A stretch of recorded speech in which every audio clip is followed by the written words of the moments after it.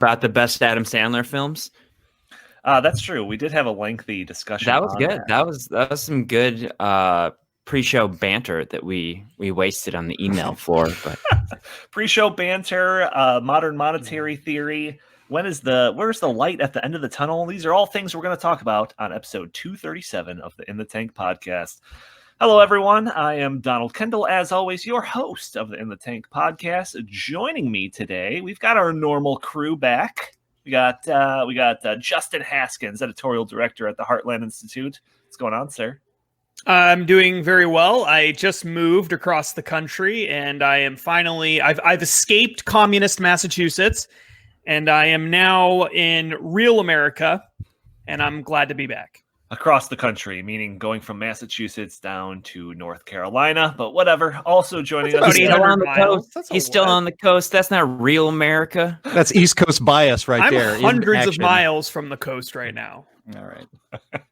So that's not true. Probably, the coast. Yeah, exactly. It's probably not true. We got Isaac Orr, research fellow at the Center of the American Experiment. What's up, sir? Oh, just going stir crazy.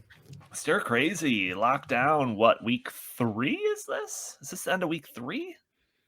That can't be right. It's got week 2. That can't be right. It feels like forever. It does. Been working on this is, I think, week 3 of me working from home. I think that's the case. Jim can attest to that. Jim Lakely, VP of the Heartland Institute, joining us from headquarters. Is it dark and scary? It's not dark and scary. I turned the lights on, although I turned the heat down. So, we got to do what we can to preserve civilization. But yes, I am in Heartland's HQ. Please do not tell the police. Yes. Yeah, they should be not. So you become VP and all of a sudden you're worried about your emissions. Like, who are you? What does this organization even stand for anymore? Just roll it all up. It's a good point. He's got his coffee maker on behind him. I could see that, though. I get it. If you're too warm, that's fine. Open a window. Crank the heat. It's a good point. That is a good point. But so, gentlemen, lockdown in effect. Pretty much there's like 10 states that don't have a shelter in place. I guess we could start off with my weekly "How worried are you?" meter. I think mine personally, I haven't really said where I am on that scale of 0 to 10, but I think just recently it's been going down a little bit. I don't know. Maybe it's because I'm... Yeah, same here. Yeah? Okay. Well, let's start with you, Isaac. Where are you at? I would say I'm like a 6 now. I mean, I get that it's actually getting a lot worse for people in the healthcare industry and stuff like that. My mom is actually... she submitted her retirement this week just because, my dad had a stroke a few years ago. He's 66. He's in like a high risk category. So rather than be around for the, potential uptick in cases, she decided to put her 2 weeks in, which is, she was planning on retiring now anyway, but this really cemented it. So I guess for my own health, like I was never that worried about it. The economy is already FUBAR. So at that point, like I'm not really worried about that anymore. It just kind of is what it is. Oh, so, we'll get to that. We'll talk about modern monetary theory because that is clearly what is going on nowadays. But before we do, Jim, is your worryometer going down a little bit, or? What was that? I think it was a 7 last time. So if Isaac's a 6, I guess I should be no higher than a 6 since he was more worried than me last time. So I don't know. I think, look, it's still very serious. People that get it that are in the New York area.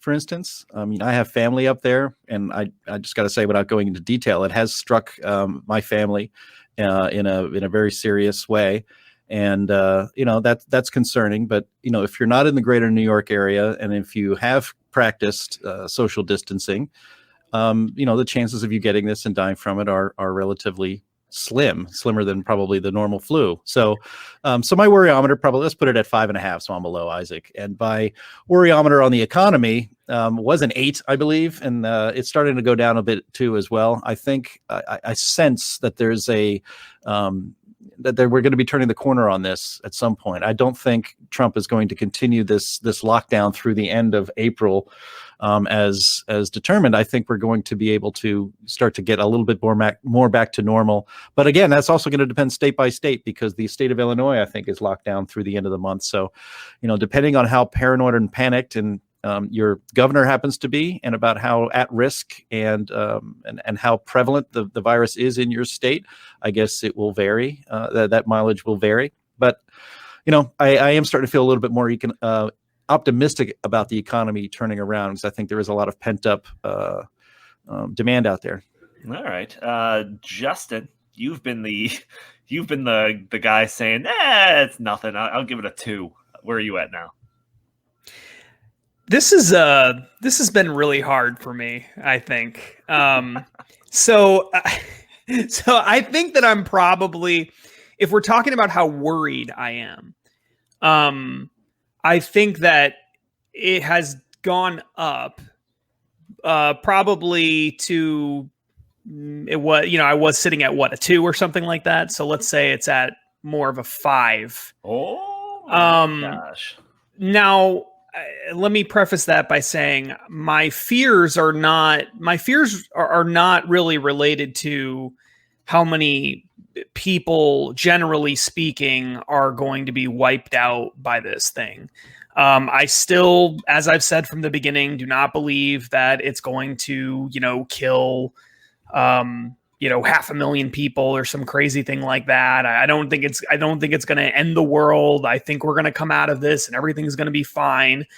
But I do think that there are certain groups. I do think that it's worse than what I thought it was going to be originally. And I do think that there are certain groups that are disproportionately in danger, or endangered by this. And I think that healthcare workers in particular, I know a lot of people in that industry, obviously. My wife works in that industry. And so I think those people are definitely at risk. And I think that they're really afraid, a lot of them, because they're exposed all the time and they don't even necessarily know it when they're being exposed. And so I think I think that for that reason, and also because of the economic reaction to it, because I didn't think it would be quite as extreme as what has ended up happening. There are a lot of people who have lost their jobs, millions of people, millions of additional people will probably lose their jobs before this is all over with. I do think it's all temporary. I think those jobs are going to come back at some point within the next year, probably, most of them. But for those people who are going through that right now, does that really matter? Is that a consolation that 6 months from now it might be better? Probably not. It's a really difficult time for a lot of people. And so for that reason, I move it up, and I think it's, 5 or 6 or something. I do think it's interesting, though, that just psychologically, because of the social distancing, because of a lot of things that people have done, which I think are good things, I was never opposed to those. I do think that in the end, let's say 90,000 people die from this, which is very unfortunate. But let's say 90,000 people die. Let's say 100,000 people die, or even slightly more than that. That would essentially be about double the number of people that on a high end year that die from the flu. Okay. Now, if I told you guys at the start of all of this that there's just going to be this really bad year for the flu, and that twice as many people are going to die as a result of that, like twice as many flu victims, I don't think the world would have shut down at all as a result of that. I think most people would not have freaked people out. So I think that to some degree, there's an element of that that's a little bit, because it's new and because of the nature of it and everything and the way it was covered in the media and stuff. I do think that there is some element of fear mongering there. Well, I do think it's serious. I do think it's very serious. It's more serious than what I originally thought. And I do think that if you are in a high risk group, it's incredibly scary. And I think that if you are a person who is around it all the time in the healthcare industry, it's incredibly scary. But outside of that, I still, I don't think it's the end of the world. I don't think it's the end of of a United States. I don't think that we're going to see the repercussions of this a year or two from now. I just don't believe those things still, but I am more afraid of it than I was before. And I do think that I underreacted to it initially, and that I should have taken it a little bit more seriously than I did. Well, I will say that I could argue against that a little bit and say, like, yeah, okay, let's say that it's 100% worse than just like your typical flu season, but that's in the scenario where we're doing state lockdowns and all the social distancing and all of that. If we did nothing like we do during a typical flu season, then I would assume that number would be much higher.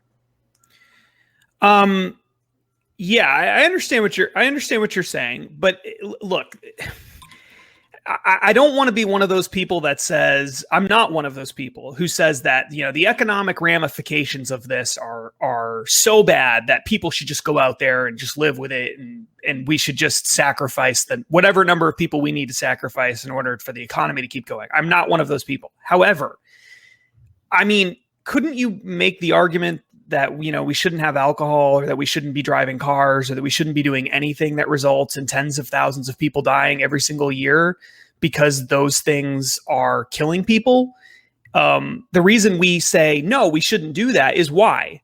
Because there are economic and social and cultural reasons for why we don't want those things to go away, right?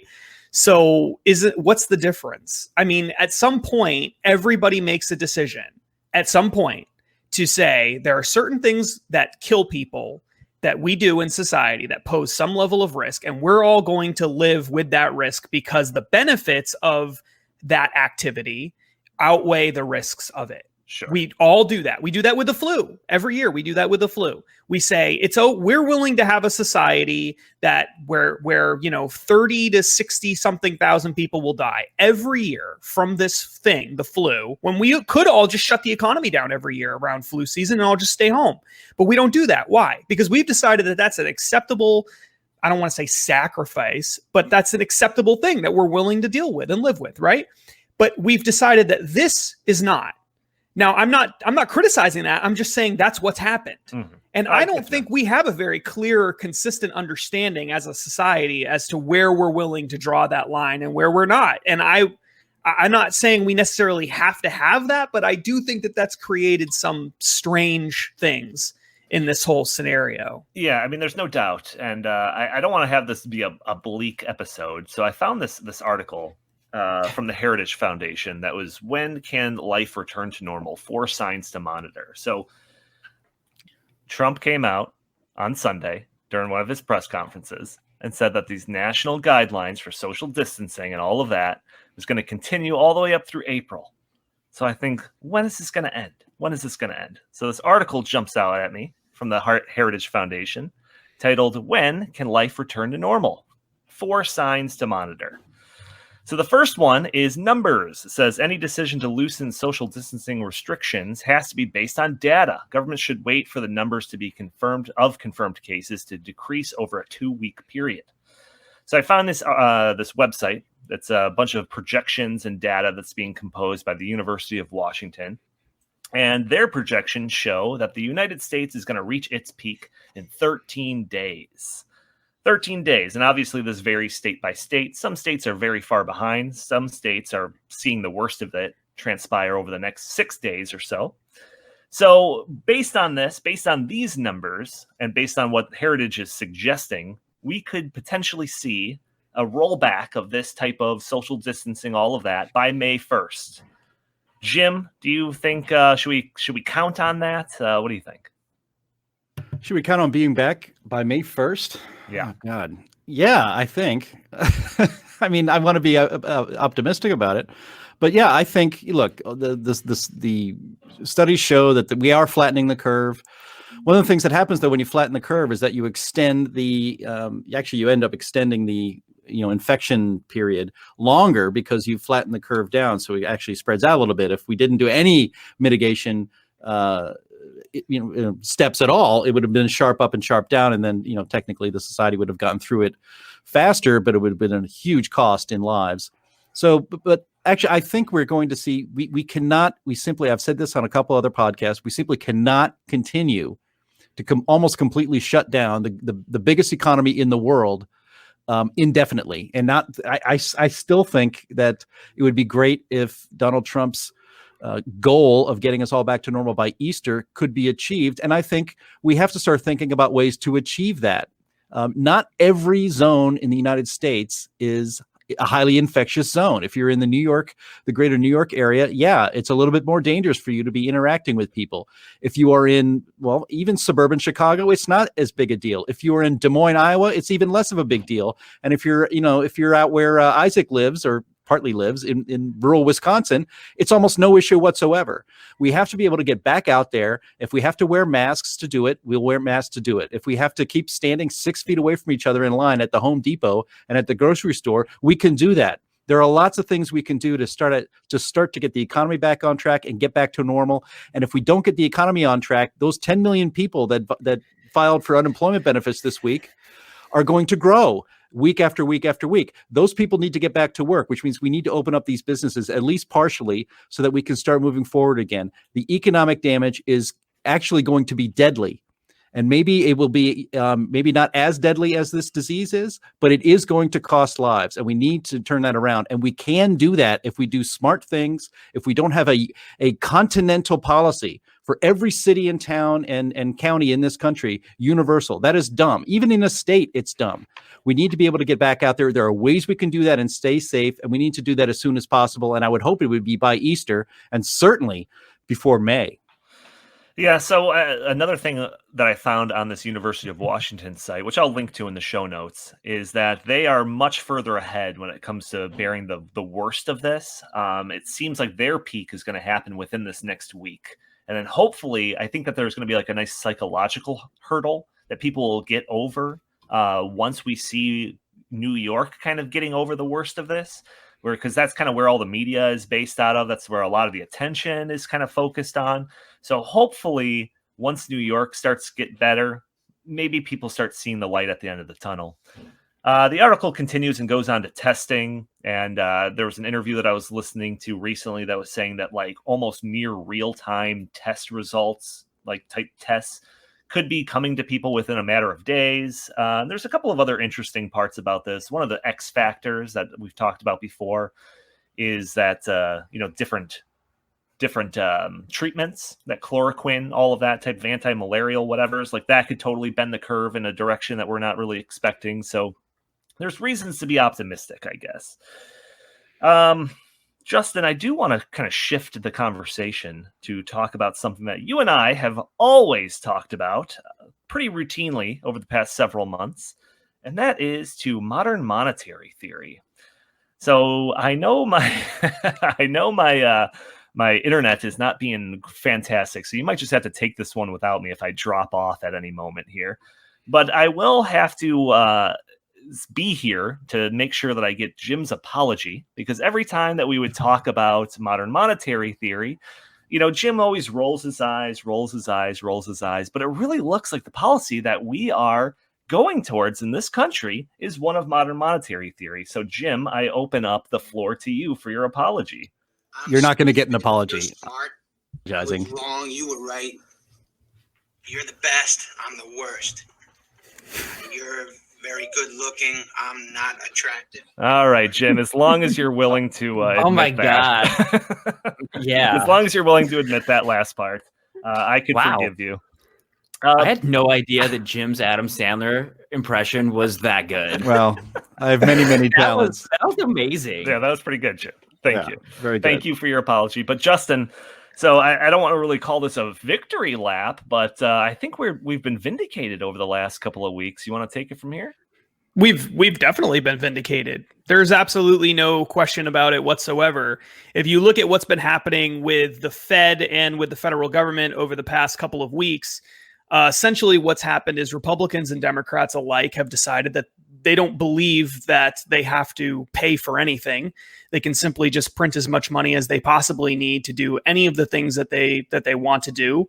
In the case of the Fed, they're printing trillions and trillions of dollars and pumping it into financial markets by buying bonds and doing all sorts of other things related to that.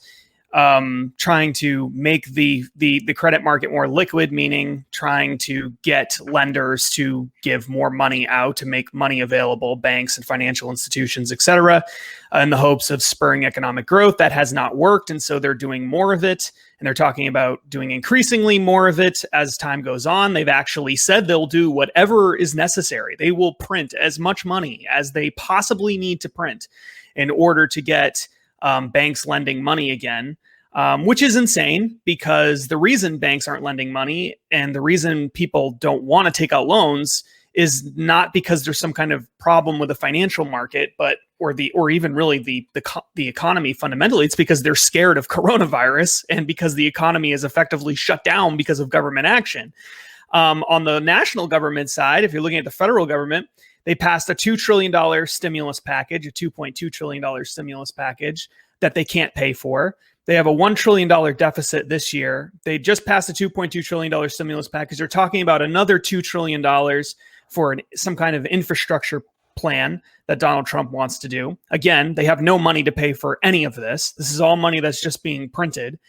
And as far as I can tell, there's no plan whatsoever to pay any of this money back, to take any of the money that's being pumped into the economy out of the economy at some point in the future when things get better, which means almost certainly there will be inflation somewhere in the economy as a result of this, which is exactly what happened, by the way, when the Fed pursued this kind of policy in the early 2000s after 9/11, because they were worried about the sluggish economy mixed with 9/11 and how that would impact the economy. That created the housing crisis that then helped create the housing crisis and the financial market crisis that destroyed the economy in 2008. And then after 2008, they pursued this policy again.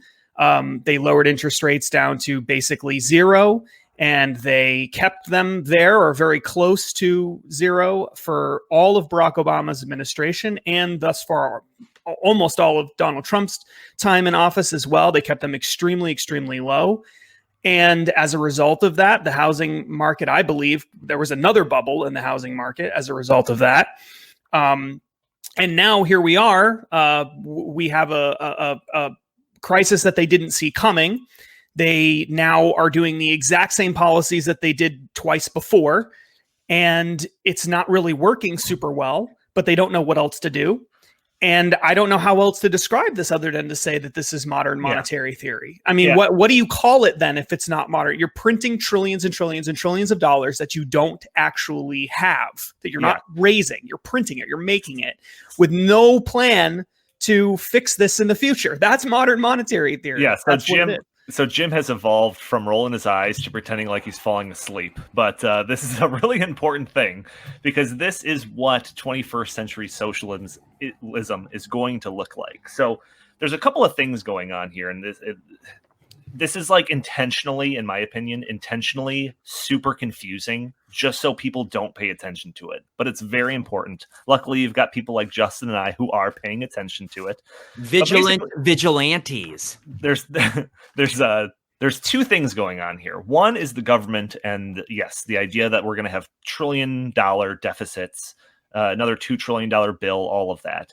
But similar to that, you've got the Federal Reserve that is literally printing money. So they have injected like trillions of dollars into the economy. That's not from a government passing a bill or anything like that. That is through straight money printing. They called it quantitative easing throughout the 2010s, basically, when they've been doing this. But that is where they've just basically printing money. That's essentially what it is, through bond buying. Back in the 2008, they bought up a bunch of toxic assets and government bonds. But that's the way that they actually print money into the economy. So that's what's happening, Jim. I mean, now it's under the guise of trying to fight back against the coronavirus, but I suspect that this won't be the last time.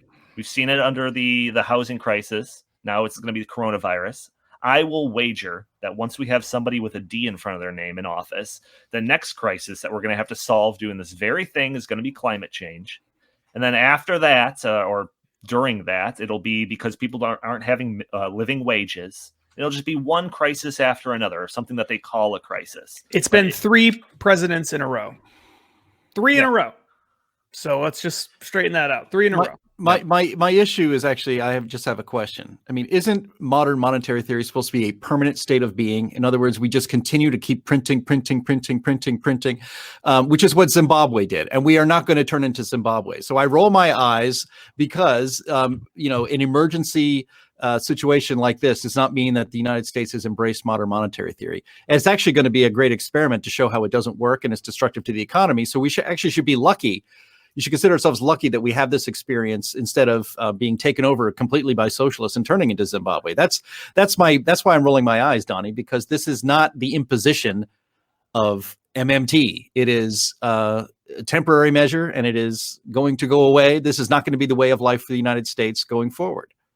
The wind production tax credit was a temporary measure enacted in 1992. It exists to this day. Yeah. Like, government programs are never temporary. We talk about this all the time. That's why we don't believe in things like a temporary carbon tax or a carbon tax and dividend, because the bait and switch that this is going to be some sort of temporary assistance, it just never actually happens that way. Every time that the government expands the amount of power that they exercise over the economy, how often do they relinquish it? When do they ever say, we've done a great job, we don't need to keep regulating this aspect of the economy? It just never happens. Well, and it also gets to a point where we basically paint ourselves into a corner where the only way that we can stimulate economic growth is by continuing these policies.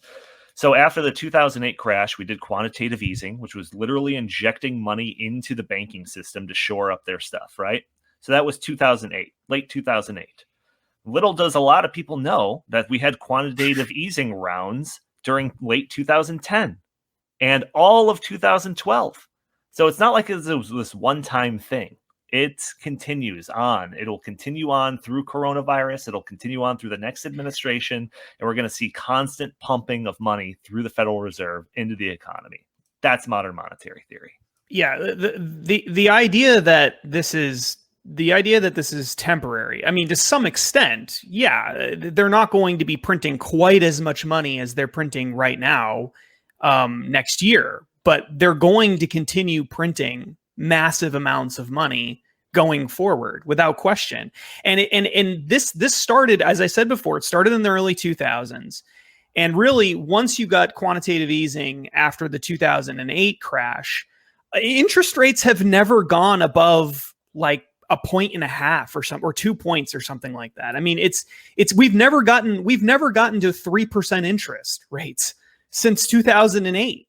I mean, how is that possible? To say that this is temporary flies in the face of the fact that since 2008, we don't raise interest rates. We run hundreds of billions of dollars in deficits every year.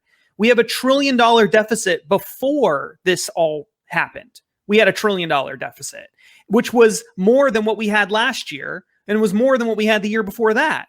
So that is the policy that we've been doing. It's getting progressively worse, and it's been getting progressively worse for a very long time. And by the way, since the early 2000s, when they started doing these policies, the average household, because they're keeping interest rates at effectively zero or near zero or a few percentage points or whatever it is, since 2003, the average amount of debt per person in the United States, I'm not talking about government debt, I'm talking about personal household debt, has gone from about $25,000 per person to $43,000 per person. Almost every category of debt that you can possibly think of, student loan debt, credit card debt, auto loans, mortgage debt, all of it is dramatically higher than what it was in 2003. So that's a direct result of the fact that since 2003, they've kept interest rates significantly lower than what they did in the 80s and 90s. And since 2008, they've kept the interest rates below 3% the entire time. They've never raised them above that, even though there's been massive inflation in certain parts of the economy, like in the housing industry, for example, where in rent is another example of that. But in the housing prices increased by $130,000 in 8 years from 1999, I think, to 2007, $130,000, the average sales price of a house. Then they crashed. Then, because they kept interest rates super low, from the 8-year period from 2011, the worst part of the housing crisis, from 2011 to 2019, housing prices went up by $122,000 or 120 something thousand in 8 years. That is inflation. That is being caused by the printing of money. That is the result of modern monetary theory. I mean, this is what it is. They may not know that that's what they're... I mean, I think the Fed knows what it's doing, but I think a lot of people don't necessarily know that that's what this is. But in effect, that's what they're doing. Yeah. And as Donnie said, they can't escape it because what happened, the Fed tried. The Fed has at times tried to roll it back by increasing interest rates by just a little bit. And what happened when they did that? Everyone went nuts. The markets went nuts. Donald Trump, when they tried to do it under Donald Trump, they tried to increase it just by just a little bit. And he went crazy. He said, we can't allow this. We can't have this. The Fed's ruining the economy, blah, blah, blah, blah, blah. Right? Yep. So other countries have negative interest rates. We should have negative interest rates. There's no chance that we're going to roll this back ever. Not to a realistic, not without serious structural changes. It's just not going to happen. Well, and then Isaac, you brought up the idea of other countries having negative interest rates. So modern monetary theorists always try to point to Japan as a success story of this idea of we don't have to worry about money printing. So they always look at Japan. But if we look at Japan, if this is the direction that we want to take the country in, let's look at some of the numbers. They've had a stagnant economy for decades. They've had stagnant wages for a decade. The percentage of the GDP that's attributed to government spending in Japan has gone up. The amount of... so basically that just means that the government is spending more money. It's crowding out the private sector. So it's just basically the component of the economy that is represented by the government is increasing over these past couple of decades. And yes, they have negative interest rates. So basically the central bank is paying the government to take out more loans.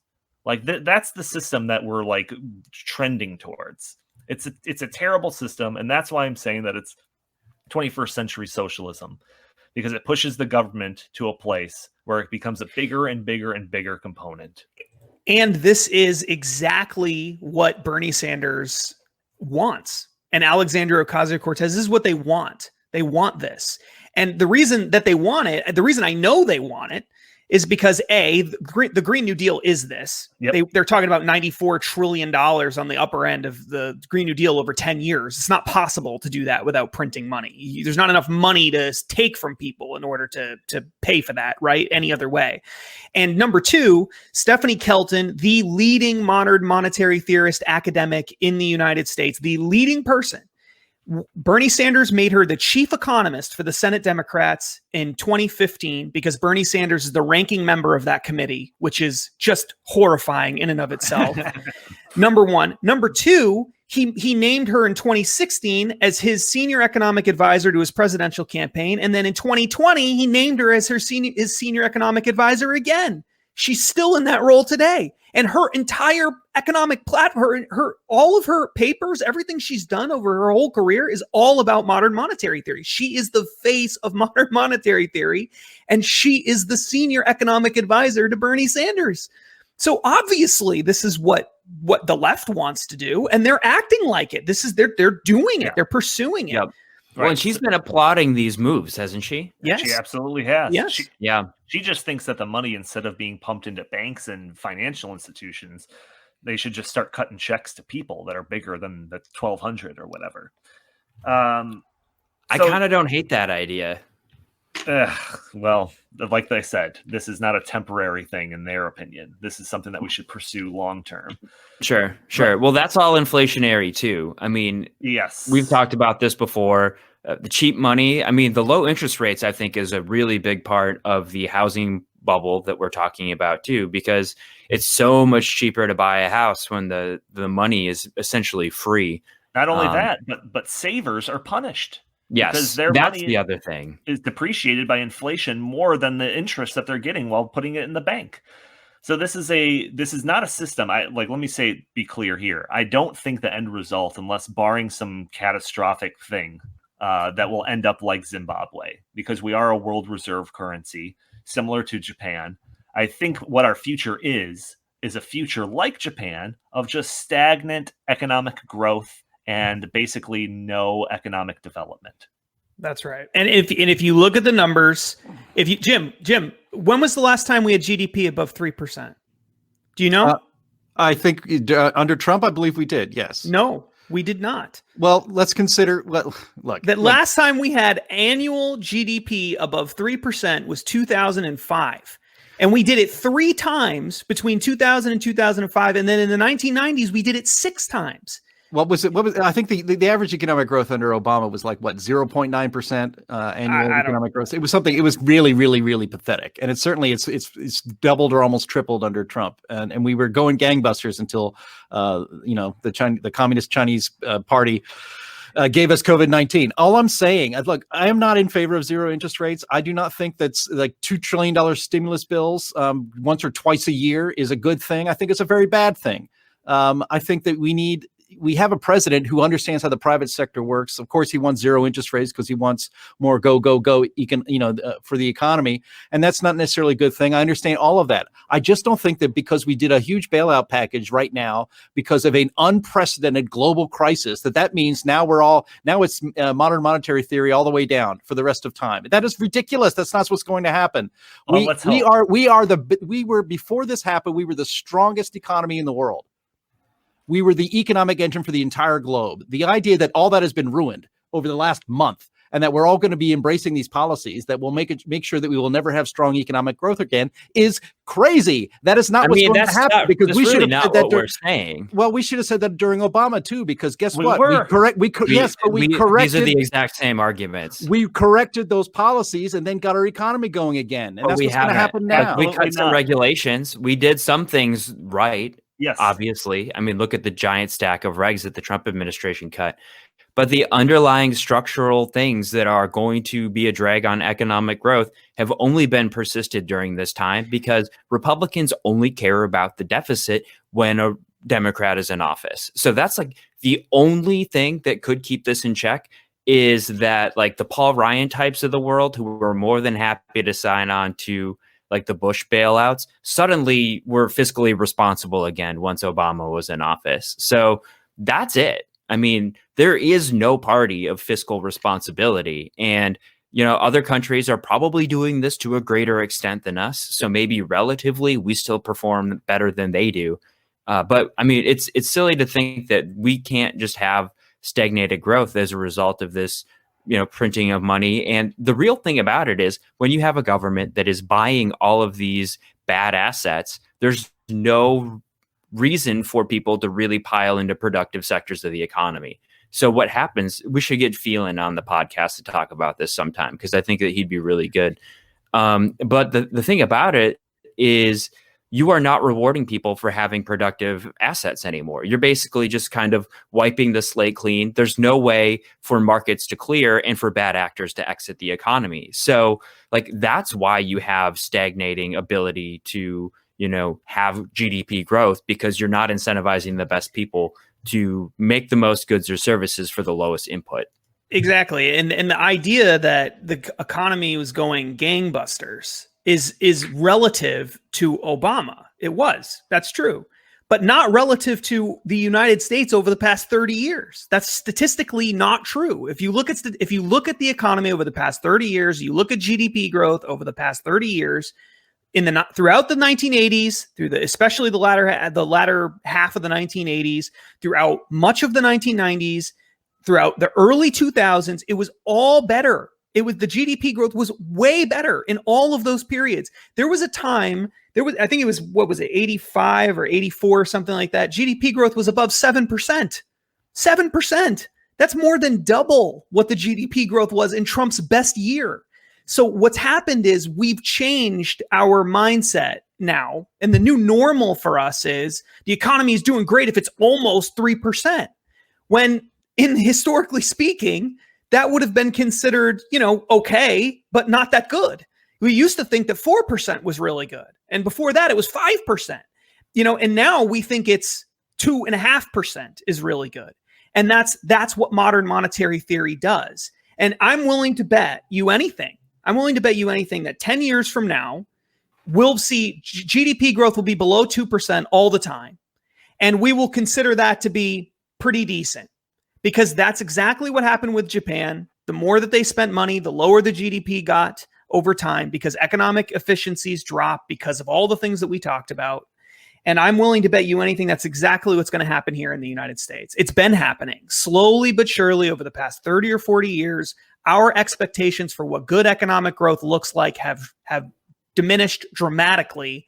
And it's because of these kinds of policies. Instead of allowing the fire to burn down the forest so we can have a better forest come up from after the fact, we now just continue to keep this dead thing afloat over and over and over again for years and years and years. And we never allow the bad actors, as Isaac said, to get out. We never allow the bad companies to be destroyed. We keep all these people alive forever.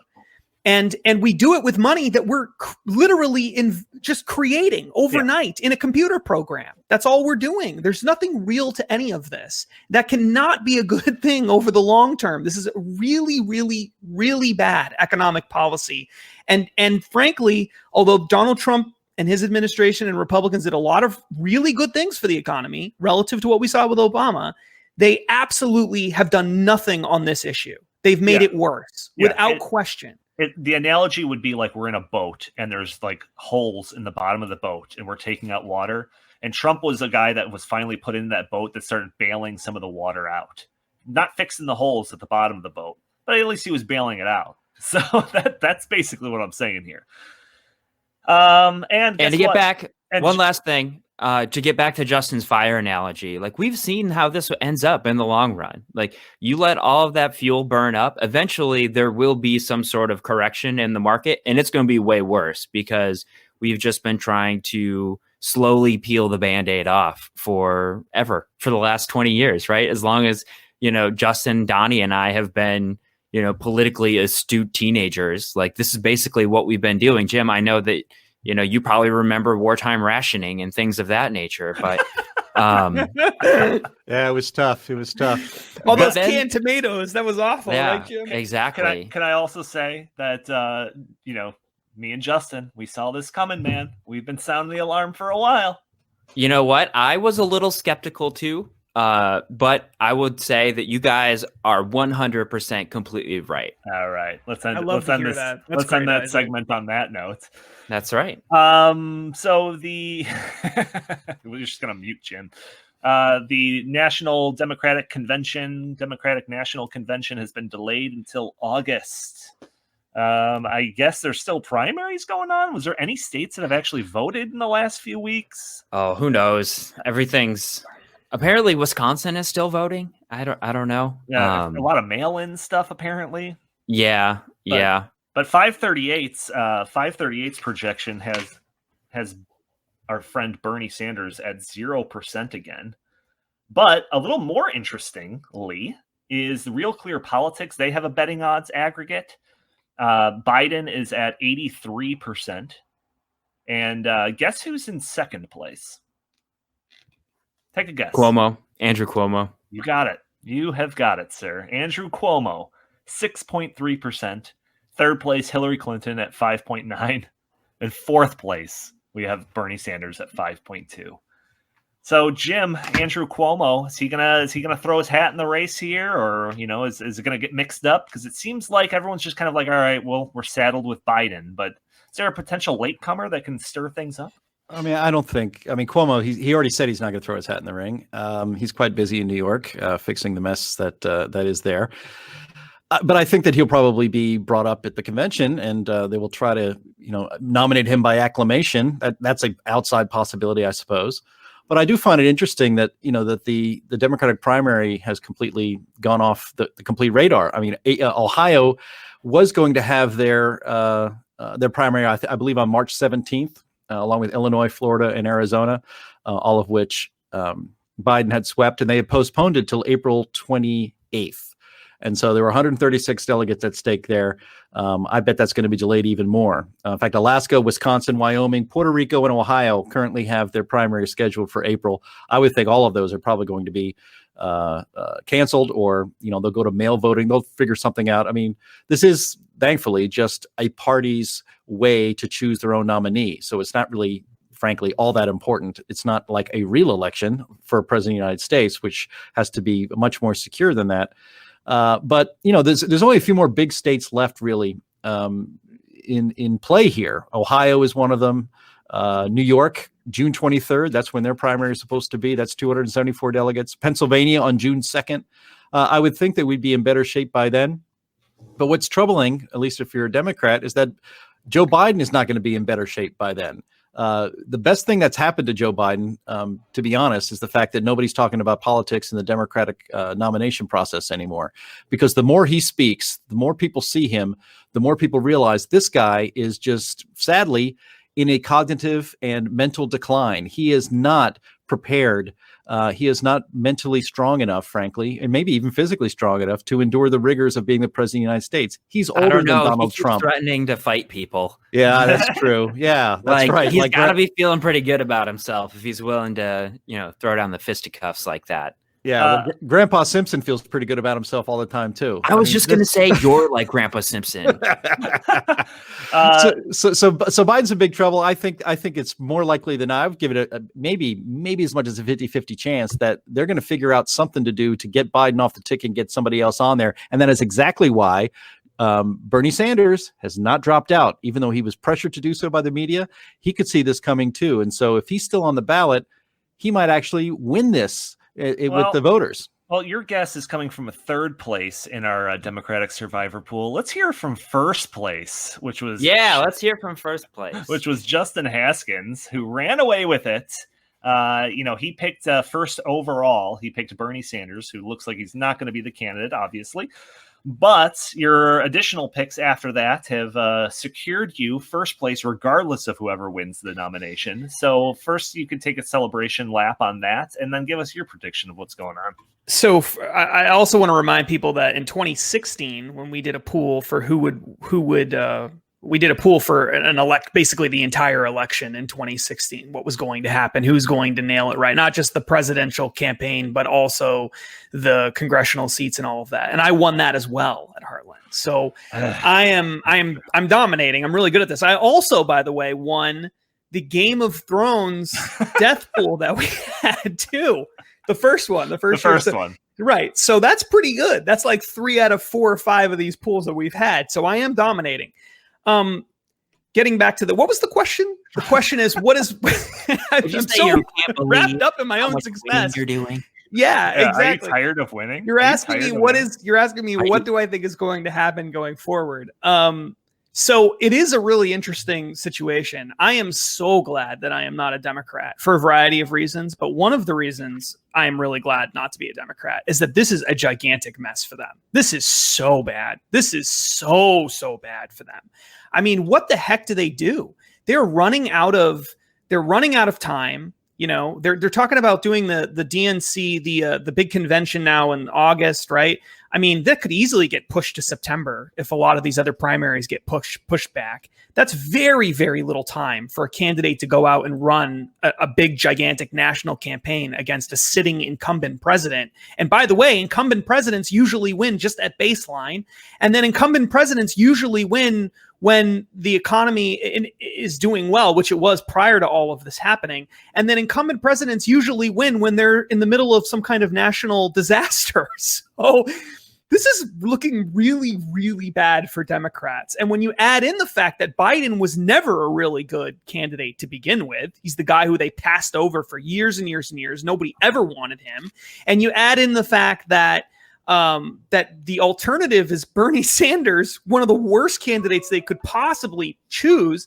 I mean, when you add all of that stuff in, I'm having a hard time imagining how Democrats win in 2020. I mean, they might hold on to the House, but I don't see how they can possibly beat Donald Trump at this point in time unless things get really, really bad and it's essentially Trump's fault. So knowing that, my prediction is that the media is going to, as they've done a little bit of this already, but I think they're going to go full bore at some point into this is all Trump's fault.